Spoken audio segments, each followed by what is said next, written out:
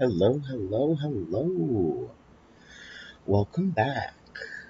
It's been a minute since I've been on the Path of Exile 2. Did a hard shift from D4 whenever this new league dropped. I'm very excited. I been doing a lot of different build testing and stuff like that. I stumbled on one. I don't want to invest all the currency into what needs to be done to make this T15 viable, but the fact that I'm able to kill stuff in T15 maps with a less than 100 DPS spear and no offhand makes me think that this has some viability. So I'm just going to go give a little show. First, yeah, of course. So I want like a bunch of dudes. So, yeah, there we go. Let's get a bunch of dudes here.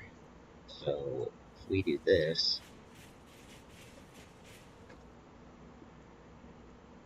see how many stacks of poison these bad boys have on them? I haven't hit them 12 times.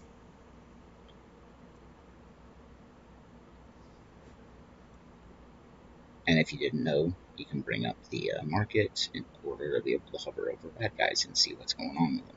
So that's pretty cool. But my little weak weapon, being able to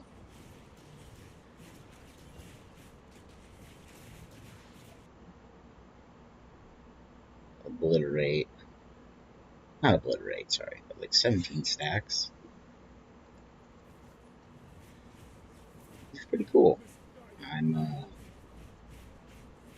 25, 24 stacks. Like, so let me run through the main concept of this build. Yeah, so single target, it does struggle field. Oh yeah, I was gonna test this.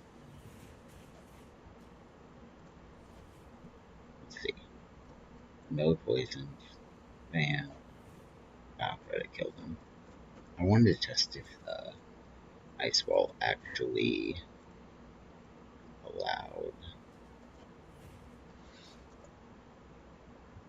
the. Yep. Oh no, wait. There's probably 5 enemies. I need a singular enemy. Come over here.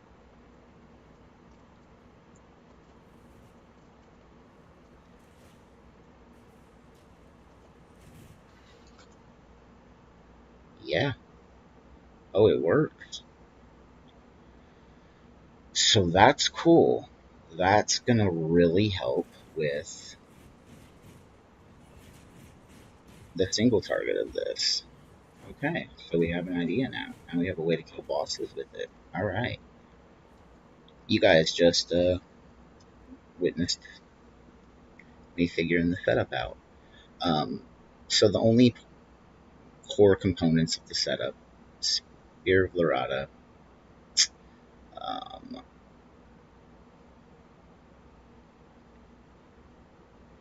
this is kind of a bad one, but uh, you'd ideally want either extra fizz damage or a chaos corruption.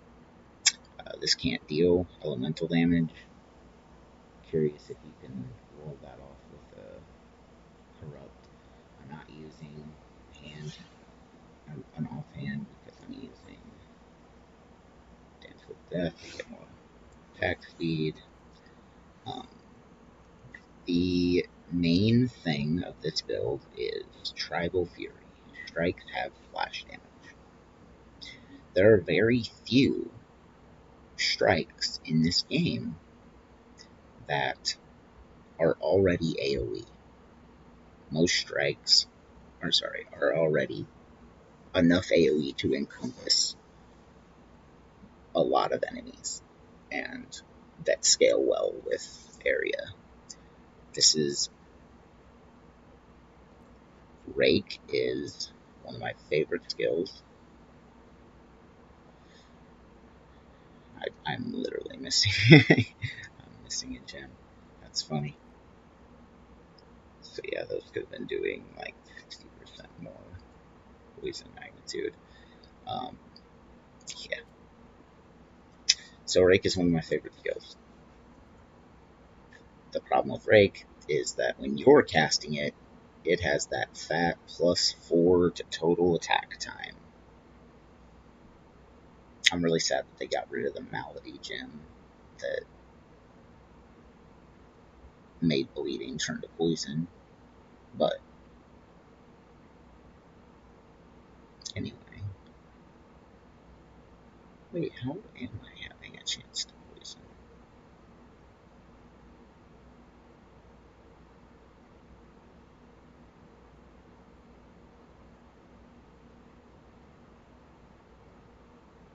Always poisons. Okay. I don't think that was on the it might have been. Anyway, so the whole deal with this build is Tribal Fury, Spirit Lorado. So for every enemy you hit, if you have enough AoE, each one of those enemies explodes with a splash, affecting all the other enemies. So if you hit 10 enemies, all 10 enemies get 10 stacks of poison. That's just, it's just pretty cool, like, by itself. Being able to get this weapon to be more substantial in damage could get really crazy. Um, the other thing, if you have the one node on the tree, I think most people already know this, but this unique here gets transformed to have a chance to grant power charges. I was using this for power charges in a different build, so this is irrelevant to this build, ignore this. But you need a chance to do power charges because while it is way faster to not have the 0.4 second charge time to attack like this with Rake, it is insanely better if, oops, if you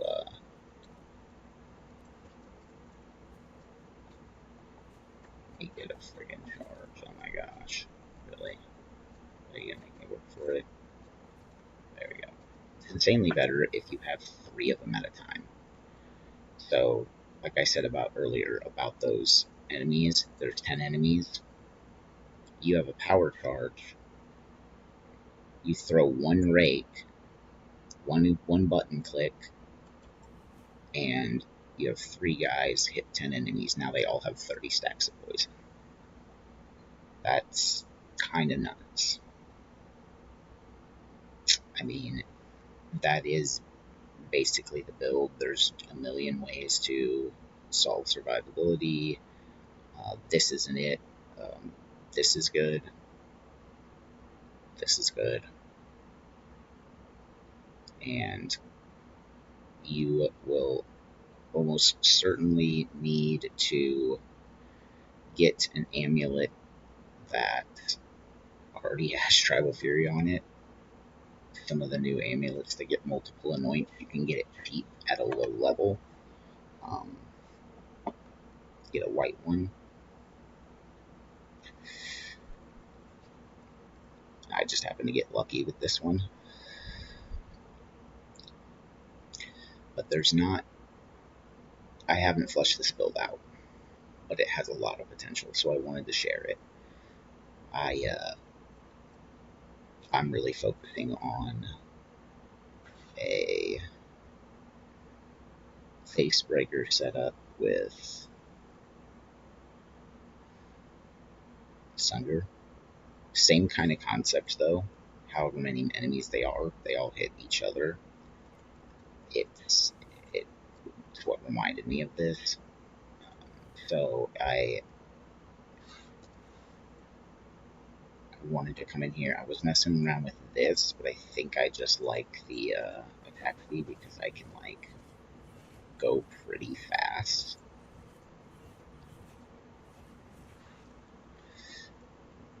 So yeah, I just wanted to. Oh, and I don't even have my haste on.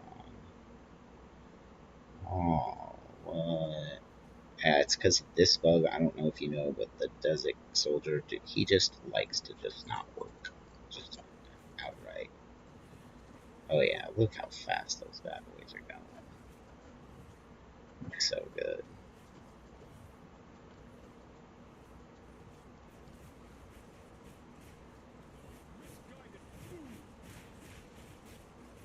It was like 16 stats.